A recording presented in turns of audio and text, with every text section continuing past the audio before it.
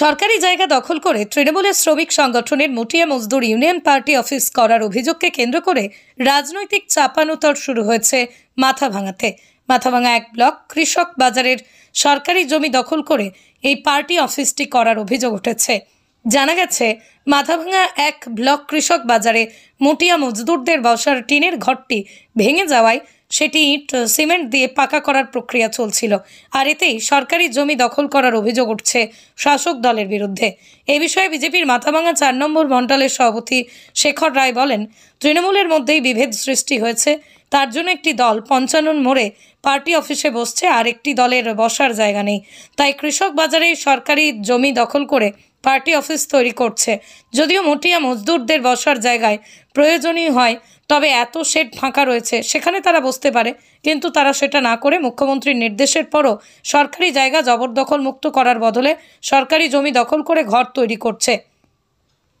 যদিও সমস্ত অভিযোগ উড়িয়ে দিয়ে মাথাভাঙা 1B ব্লক তৃণমূল শ্রমিক সংগঠনের সভাপতি বিক্রম দত্ত বলেন, তৃণমূল শ্রমিক সংগঠনের অন্তর্গত মুটিয়া মজদুর যারা রয়েছেন তারাও এই ট্রেড ইউনিয়ন করেন।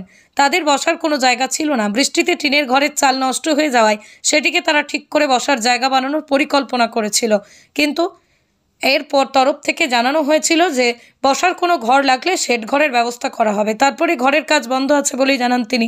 এদিকে তৃণমূল শ্রমিক কংগ্রেসের কোচবিহার জেলা সাধারণ সম্পাদক আলেজার রহমান বলেন, এই বিষয়টি আমার জানা নেই, তবে দ্রুত একটা দেখে কোনো একটা মুখ্যমন্ত্রীর স্বপ্নের প্রকল্পের মাধ্যমে তা করা হবে। তৃণমূলের পার্টি অফিসের কোনো অভাব নেই, পার্টি অফিস করার জন্য প্রচুর জায়গা রয়েছে। যারাই কাজটি করছেন তারাই কাজটি ঠিক করেন, এমনকি সংগঠনকে জানিয়ে কাজ হয়নি বলেও তার দাবি। এমনকি এই জবরদখল তারা কোনোভাবেই সমর্থন করেন না বলেও স্পষ্টভাবে জানিয়ে। আপনার বাইক কেনার স্বপ্ন এবার হবে পূরণ, কারণ আমান হোন্ডা নিয়ে এসেছে একেবারে স্বল্প ডাউন পেমেন্টে বাইক বা স্কুটার কেনার সুবর্ণ সুযোগ। বিনা অ্যাকাউন্ট, লো সিভিল, ন্যূনতম ডকুমেন্টে আজই নিয়ে যান স্বপ্নের বাইক আপনার বাড়িতে। অতিরিক্ত ছাড় পেতে আজই যোগাযোগ করুন বামনহাট আমান হোন্ডা শোরুমে। শর্তাবলী প্রযোজ্য। যোগাযোগ করুন 9002805414। আমরা গত পরশু খবরটা পেয়েছি যে কিষাণ মান্ডিতে একটি পাকা ইট দিয়ে ব্লক ইট দিয়ে একটা ঘর করা হচ্ছে। খবর নিয়ে জানা গেল সেটা তৃণমূলের মুটিয়া মজদুর ইউনিয়ন বলে কোনো একটা ইউনিয়ন আছে, তার নাকি ঘর বানাচ্ছে। এবার কথা হচ্ছে মুটিয়া মজদুর ইউনিয়নের ওখানে কতজন মেম্বার আছে এবং কারা ঘরটা করছে। বাস্তব পরিস্থিতি হচ্ছে তৃণমূল তাদের মধ্যে যে বিভেদ সৃষ্টি হয়েছে, একটা দল তারা সিতাই মোড়ের 55 মোড়ে যে পার্টি অফিস বসে সেখানে বসে, আরেকটা দল ওখানে বসতে গেলে তাদের ইনকামের হয়তো কোনো বাধা তৈরি হচ্ছে, তারা এই জায়গাটায় জোর দখল করে একটা ঘর তুলছে। জায়গাটা কিষাণ মান্ডির, জায়গাটা গভর্নমেন্ট অফ ওয়েস্ট বেঙ্গলের। মমতা ব্যানার্জি এতবার বলেছে যে সরকারি জমি দখল মুক্ত করতে, তে এখানে দখল মুক্ত তো করা হয়নি, উল্টো আরও পাকা বিল্ডিং তৈরি করা হচ্ছে।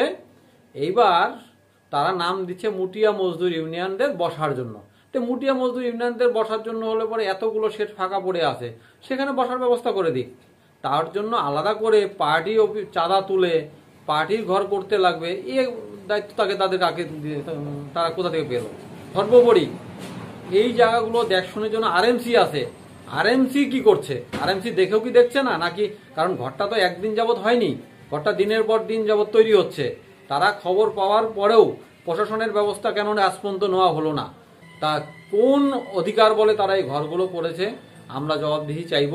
যদি জবাব না দেয় তাহলে পরে আইনগত যা ব্যবস্থা নেওয়ার যা করার আমরা সেটাই করব, এবং এর জন্য যে আন্দোলন গড়ে তোলা দরকার সেটা আন্দোলন গড়ে তুলব।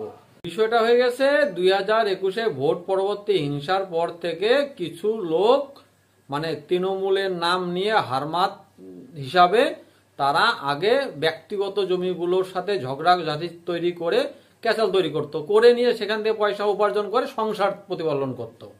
কিন্তু বর্তমানে সেই সংখ্যাটা কমে গেছে। এখন সরকারি জমির দিকে নজর পড়েছে, কারণ তাদের সংসার চালাতে হবে। তো তারা যদি কোনো কোনো কাজ না করে, তাদের সংসার আছে, তার সংসারটা চালাবে কোথা থেকে? সেই চালানোর জন্য এই যে সরকারি জমির দিকে নজর গিয়েছে। কারণ এখন তো আর সাধারণভাবে পয়সা উঠছে না। আগে ধমকি ধমক চমক মারবো ধরবো করে দখল করে পয়সা উপার্জন করতো, দুই ভাইয়ের মধ্যে ভেজাল তৈরি করে দিয়ে যে কোনো ভাইয়ের কাছে পয়সা দখল করতো, এগুলোই তো আমরা চোখে 2021 পর থেকে দেখেছি। তৃণমূল আসার পর থেকে ছিল, কিন্তু 2021 ভোট পরবর্তী তো সংখ্যাটা অনেক পরিমাণে বেড়েছে। এইবার কিন্তু এখন কি হয়েছে, একটা সময় শেষ হয় সব কিছু, তো সেই জায়গাটা শেষ হয়েছে, এখন খুব সামান্য পরিমাণ। এবার ইনকামটা তো বন্ধ করা যাবে না, কারণ সংসার চালাতে হবে। তো এবার সংসার চালাতে গেলে যা করণীয় তাই করছে। এবার প্রশাসন হচ্ছে নির্বোধ, নির্বিকার, অপদার্থ প্রশাসন। কারণ হচ্ছে যে একটা সরকারি জমি মাথাভাঙা শহরের পাশে, মাথাভাঙা থানা থেকে 3 কিলোমিটার দূর নয়, এর আগে থেকে তাদের যে ডিআইবি সোর্স আছে সেই সোর্স মারফত তারা খবর পেয়েছে, ডিআইবির সোর্সে পেয়েছে, পুলিশের নিজস্ব সোর্সে পেয়েছে, এবং তারা সেখানে বসে আড্ডা মারে, সেখান থেকে সবকিছু দেখছে যে কোথা থেকে চাঁদা উঠতেছে, কোথায় চাঁদা দিচ্ছে, কে কি দিচ্ছে সব জানে তারা। তারপরেও প্রশাসন ব্যবস্থা নিতে পারছে না, এটা কথা হলো?